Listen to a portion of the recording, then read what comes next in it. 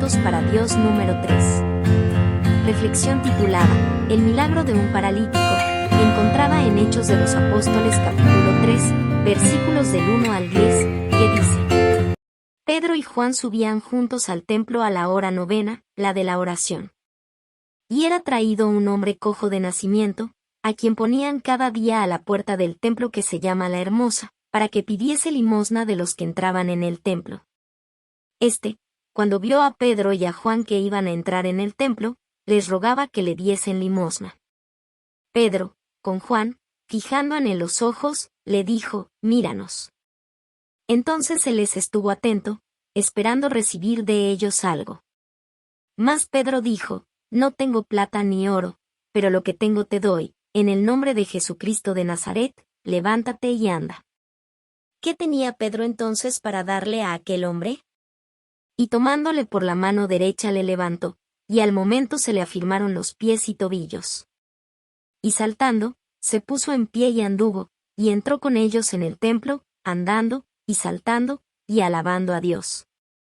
Y todo el pueblo le vio andar y alabar a Dios.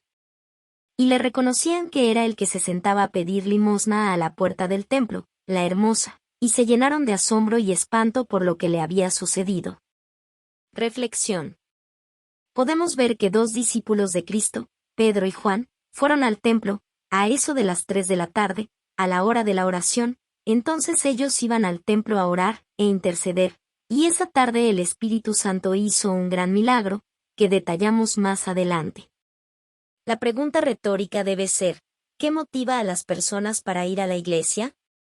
Podemos ver a continuación, se presenta, las motivaciones que movieron a las personas para asistir al templo esa tarde. Punto 1. Vemos a dos de los discípulos de Cristo, yendo al templo a la hora de la oración, posiblemente para orar, o exponer la palabra de Dios. Punto 2. En el versículo 2 vemos a un paralítico, que tenía esa condición de nacimiento, es decir, más de 40 años. Esto lo vemos en Hechos capítulo 4, versículo 22. ¿Y qué iba a buscar este hombre a la puerta de La Hermosa? ¿Cuál era su motivación? Él esperaba que todos los que fueron al templo le dieran una limosna, y al ver a los discípulos, también esperaba lo mismo de ellos. Versículo 3. Punto 3. Es posible que lo que recibas de un hijo de Dios sea mucho mejor que lo que esperas que te den.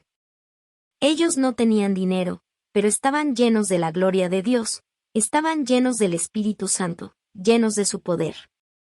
No tengo plata ni oro, pero lo que tengo te doy.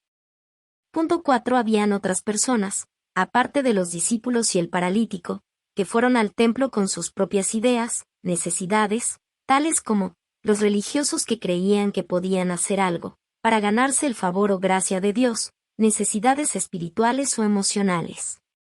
Punto 5. Habían unas personas que estaban cerca del templo, pero fuera no querían entrar a la casa de Dios, para evitar el compromiso, y para seguir su propia voluntad. Ese es el grupo que no se ha entregado a Dios enteramente.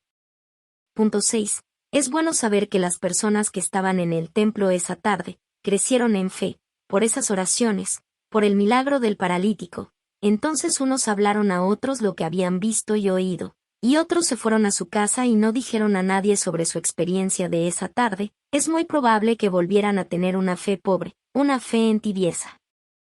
¿A cuál de los dos grupos perteneces? Hoy en día vemos en estos templos, estos diferentes grupos de la iglesia primitiva de Hechos de los Apóstoles.